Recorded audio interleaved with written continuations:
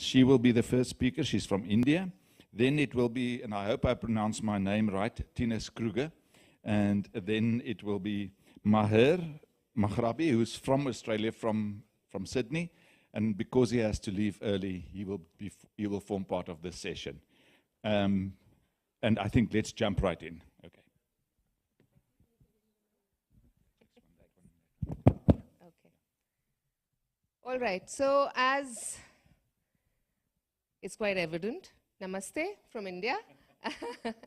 So I'm Dr. Manjari Kapoor, traveled all the way from India to talk to you about something which is, luckily, as I find today, in keeping with what is the note set by our esteemed keynote speaker, Alain. And it finds resonance in that, and I hope that I would be able to add merit to bring a new kind of flavor to the discussion happening today. So, so the topic, I mean, of course, we all know that communities are vital to Cpted, especially from the second generation perspective, but also from the third generation perspective, as it brings in the aspects of neighborhood hierarchies and things like that.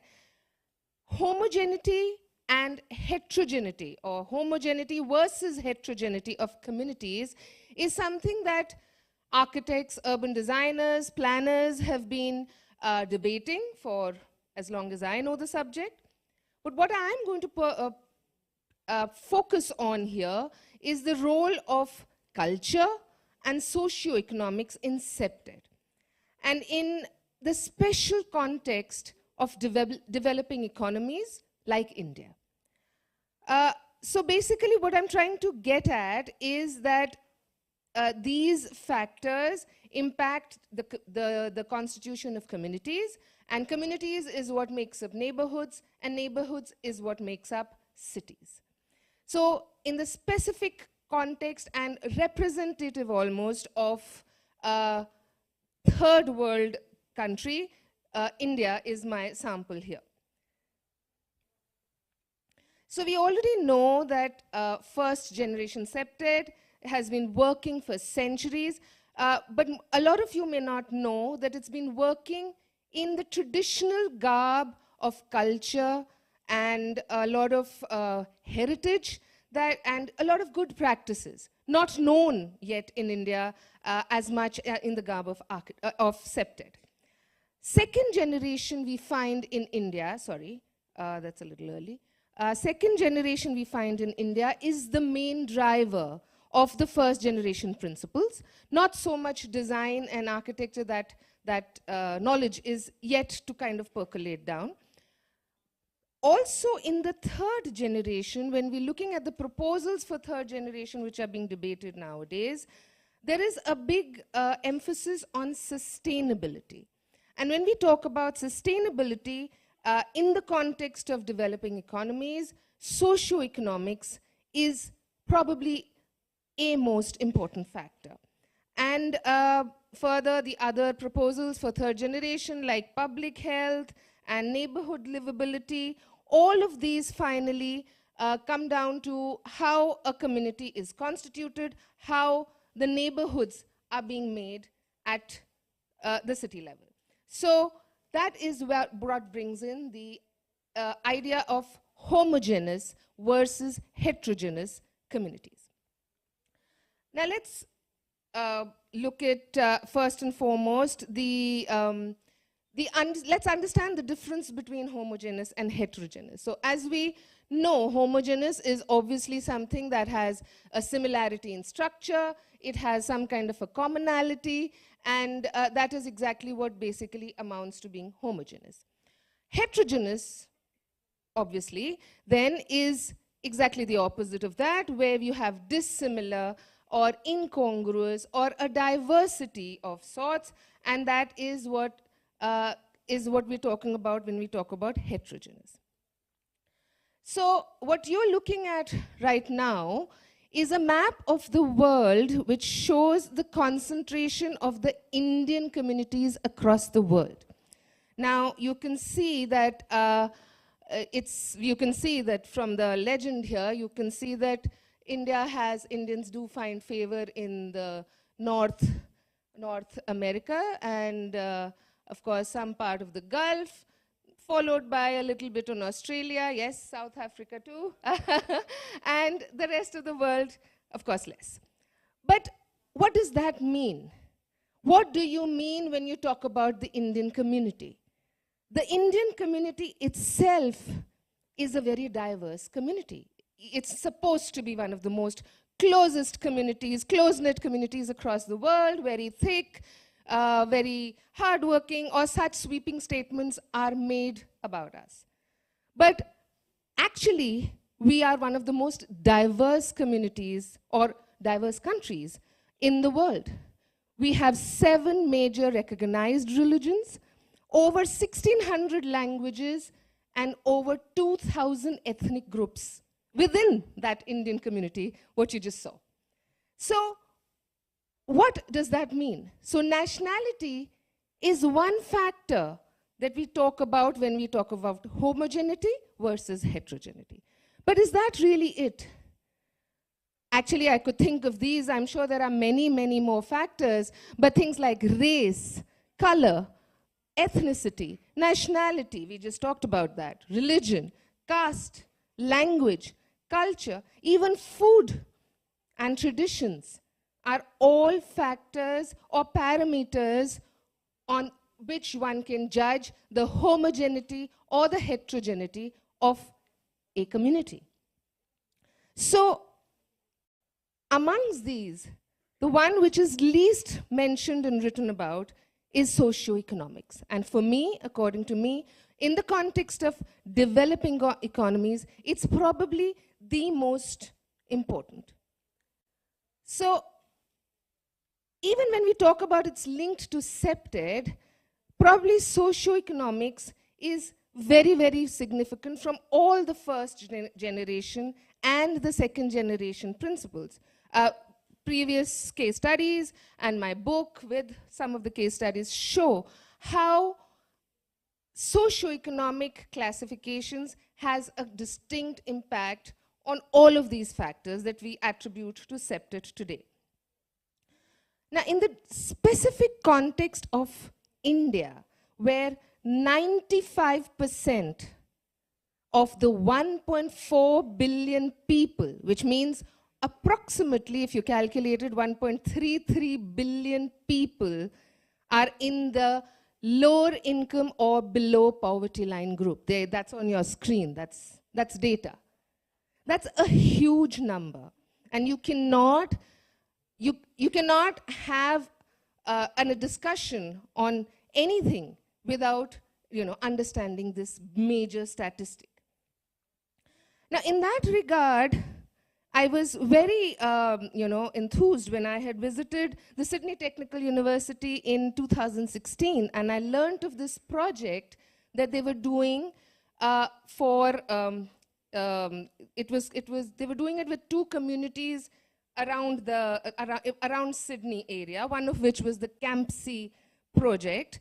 And this was being done basically by urban designers to understand the difference between heterogeneity and the impact, of course, on crime reduction versus homogeneity.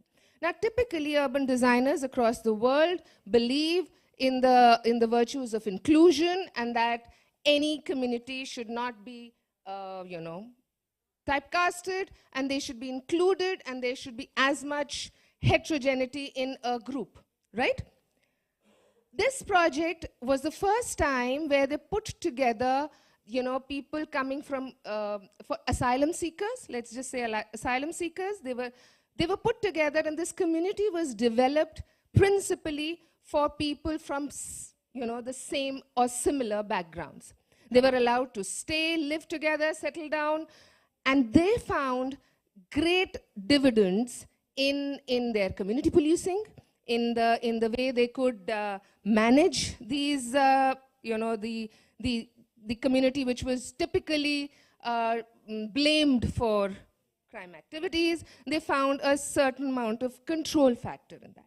So, of course, this was a very, very, should we say, successful experiment. which shows that yes, maybe homogeneity is what works well against crime. So similarly, we've seen, I mean, I'm sure all of you, from whichever part of the world you come, you know that Indians, Chinese, and so on and so forth, different races across the world tend to settle down into homogeneous communities wherever they go. So wherever you go, there would be a Chinatown, there would be a Little India, or some equivalent of that.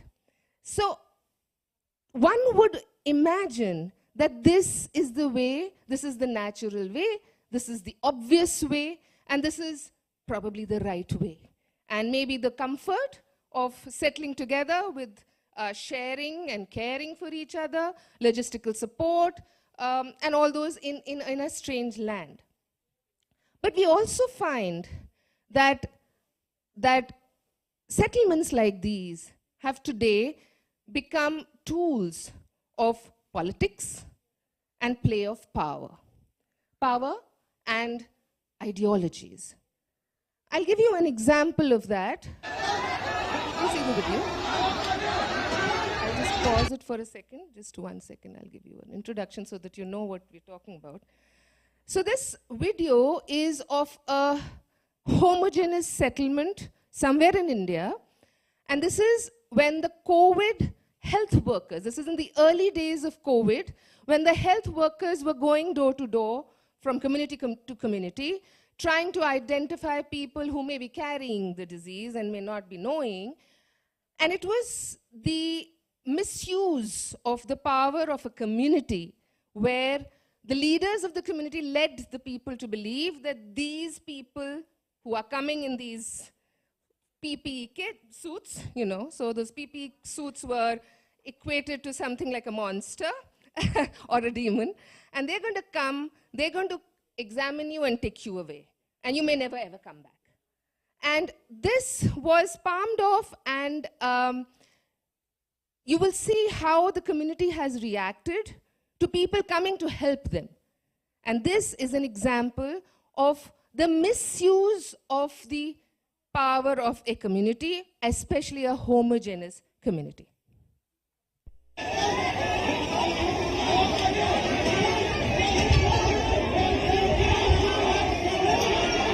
as you can see, the people with the PPE kits are being attacked and stoned and made to go back without, conducting what they had come for.